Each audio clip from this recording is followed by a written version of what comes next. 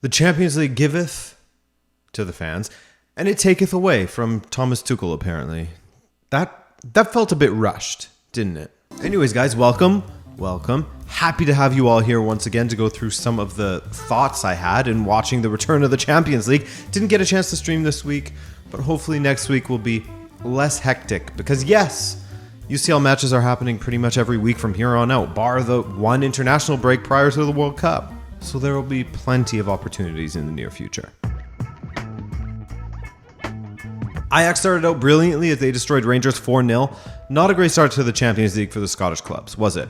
Kudus, in that sort of false nine type of role, looked very good for Ajax, and he got a goal and an assist for his troubles. His goal, by the way, my oh my, how he spun Tavernier before arrowing that one. Amazing bit of individual brilliance. Steven Bergwijn also scored what was his 8th goal since joining Ajax. That's nothing to sneeze at, man. He is killing it since returning to the Netherlands.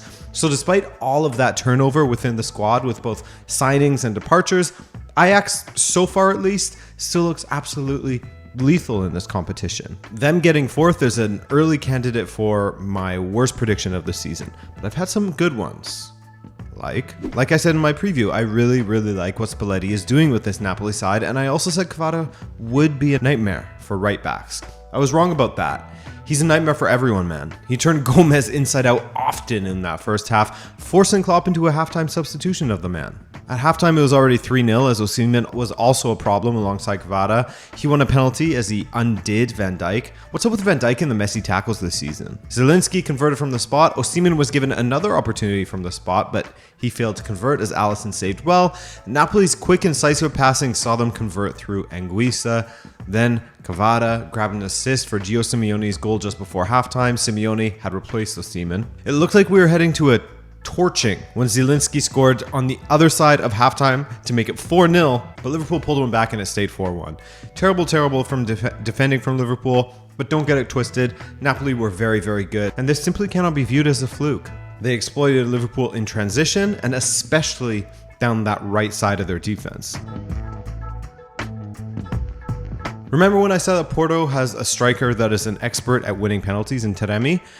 What I was getting at is that the dude is one of the top divers in Europe, and thankfully he was punished for doing so in this game. A yellow for simulation after his ridiculous attempt at conning the referee, which actually kind of ruined the match for Porto. Prior to that red card to Taremi in the 81st minute, Porto were playing an excellent match away to Atletico at the Civitas Metropolitano. That's right, no more Wanda Metropolitano. But Wandas bring drama, as we know, and even if it is changed to the Civitas, there was plenty of drama in this game late on.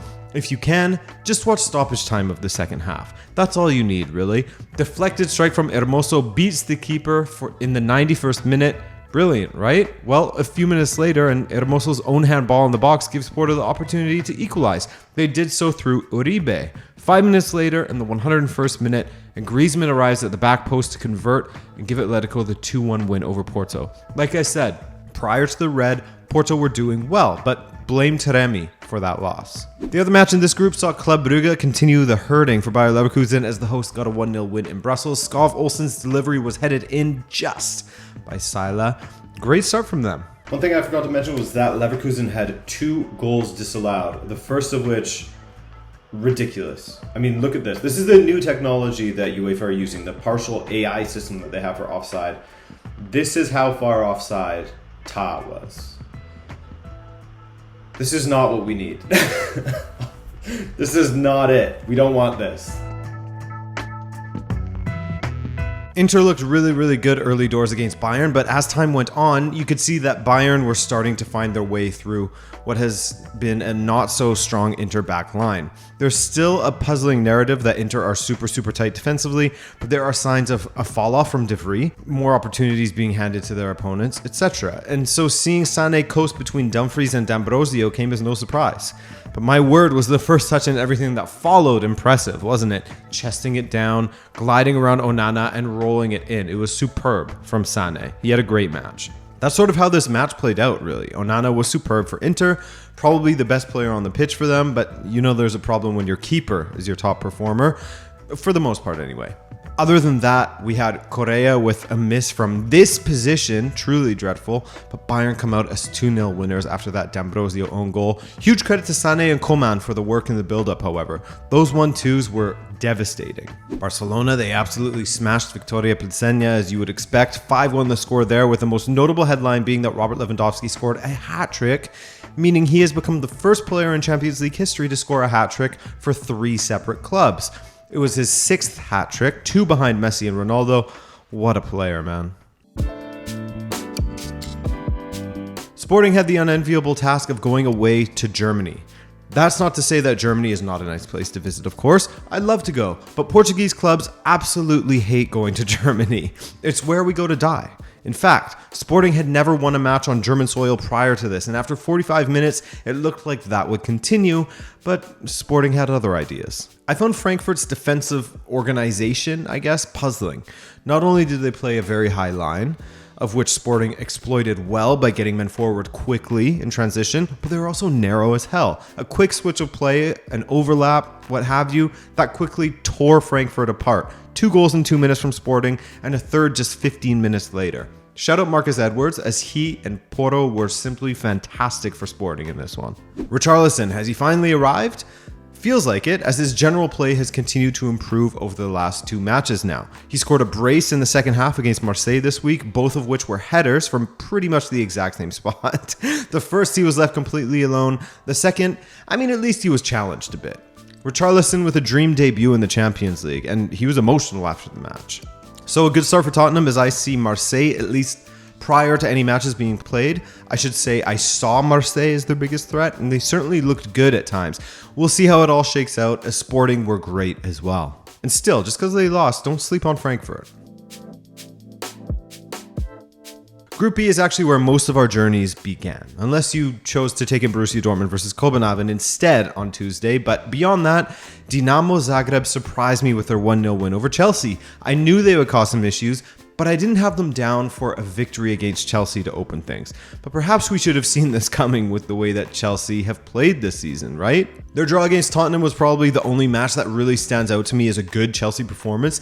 Even in victory domestically, they weren't overly convincing. For Dinamo, Orsic was the danger man in the attack, as expected.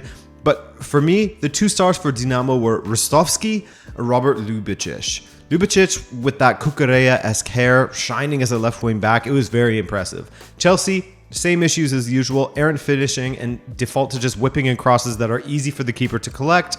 And that's only when Dinamo failed to cut off the supply from the wingbacks, which they did quite well, I found. I'll speak about Tuchel in a dedicated video, don't worry. There's too much to cover if I was to speak about him in here, which would lead to it dominating this entire video while simultaneously not going in depth enough, So it just doesn't make sense to cover it here.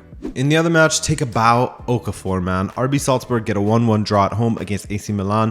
Milan looked a bit fatigued in the second half, perhaps feeling the effects from all of the effort they expelled against Inter in the derby.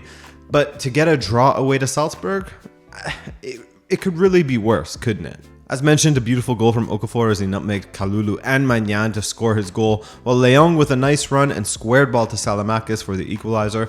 Going to be a great battle in this group, judging how things have started. It will have been a night to remember at Parkhead as Celtic welcomed Real Madrid. While Celtic came close on a few occasions, the quality of Real Madrid eventually shone through. All was well at 45 minutes at 0-0, but when Real turned it on, there are few clubs who can resist them. We saw a great goal from Vinicius. We saw Modric and his now trademark outside of the boot goal against the Scottish opposition again, by the way, just as he did in Euro 2020 against Scotland. And then the pièce de résistance, that goal from who else but Eden Hazard. Fluid, 33 pass sequence in the build-up was incredible from Real Madrid, with every single player getting a touch on the ball in the build-up. However, some say the 33 in the lead-up shouldn't count, as there was a free kick given. Count it how you like. There were still 22 uninterrupted prior to Vinicius' goal, so there's that. Then there's the importance of the goal for Hazard and his mental fortitude, as he has been going through the ringer with injuries. Just as Kroos said, it's never been a question of ability with Hazard, just of luck when it comes to injuries. If he stays healthy, he will succeed. But he probably needed a reminder of his own ability, so getting that goal is a great help. Speaking of lovely bits of play, there was plenty of that from Shakhtar's Mikhailo Mudryk, a player that you will need to keep an eye on. The 21-year-old was linked with moves away from Shakhtar, but was deemed to be too costly this summer. Based on this performance, if he can continue on this trajectory, he will be a big money signing for a top side soon. He helped Shakhtar oversee a 4-1 win away to RB Leipzig of all teams. Well, perhaps I should take back that bit of all teams, as Leipzig have been pretty poor lately. So poor that Tedesco was sacked following this match, looking like Marco Rosa will take over for RB Leipzig. Business as usual in Group G, really. The teams you expect to win won. Borussia Dortmund eased past Copenhagen 3-0, while City beat up on Sevilla to win 4-0. Big performance from Haaland once again, as his movement is just elite. And when you pair that with the talented players at City who are able to pick him out of the crowd, well, we are seeing live in front of our eyes just how perfect a match it is. 12 goals from 8 matches thus far. Ridiculous. In total in the Champions League, he has scored 25 goals in 20 matches, absolutely smashing the record amount of goals scored after 20 appearances in the competition. Yes, better than Messi, Ronaldo, Raul, Benzema, Lewandowski, etc. Gio Reyna was a star for Borussia Dortmund as he was subbed on after 23 minutes. An injury to an Hazard. A shock. Those poor Hazard boys, They get injured so often. Same could be said of Gio Reyna, really, but here's hoping he stays fit. No, I'm not American, but you can see how special he is. He set up Guerrero and Bellingham in this match, and the 1-2 punch of Bellingham and Reyna in the same side. Dortmund are feasting. Also, shout out Marco Reus and Brandt for their respective contributions for the opening goal. Brilliant ball from Brandt, great footwork and finish from Reus. You know what? Well, PSG's finishing failed them, and they could have and probably should have taken this match beyond Juventus. Juve stood their ground and were really quite good at times in this one, just losing 2-1. Now, of course, Mbappe and Neymar were fantastic in this match. Had Mbappe squared that one opportunity to Neymar in the second half, then this match would look very different. But I was impressed by Juventus. They don't have the personnel to match PSG, but they fought pretty hard, and Allegri's changes definitely gave them a boost. The most notable being bringing on McKennie, who headed past Donnarumma from a corner. For me, this was one of the best performances from Juve this season. I know it was a loss, but I expected far worse, so shout out Juve. I expected a lot more from Benfica, to be honest. A 2-0 win is great, but the performances in the last 2 matches have been difficult to get excited about. That's in stark contrast to other matches where Benfica have been brilliant. First of all, the 15-minute period in the second half in which Benfica finally started to turn it on in the attack saw us score 2 goals. So that was great, especially that Grimaldo goal, which was a dream strike into the top corner. A little kiss off of the bar as well. But the rest of the match all felt a little bit laborious, a bit sloppy. Shout out Antonio Silva, though. This kid is going to go far. I don't really have many complaints. We have a new manager who has won 10 matches from 10, for goodness sake. That's not bad for a period where the team is learning how to play a vastly different system than we had before. I expect bumps in the road. And with the challenging fixtures finally coming for us, or at least a step up in quality, Juve, PSG, Porto, etc. are all on the horizon. It's good to create a winning habit, but big tests are coming and injuries have already arrived. So bring it on either way. I'm happy with what I'm seeing at Benfica. And that's all from this week. Thank you for watching, guys. I'll have another video out for you very soon. Ciao.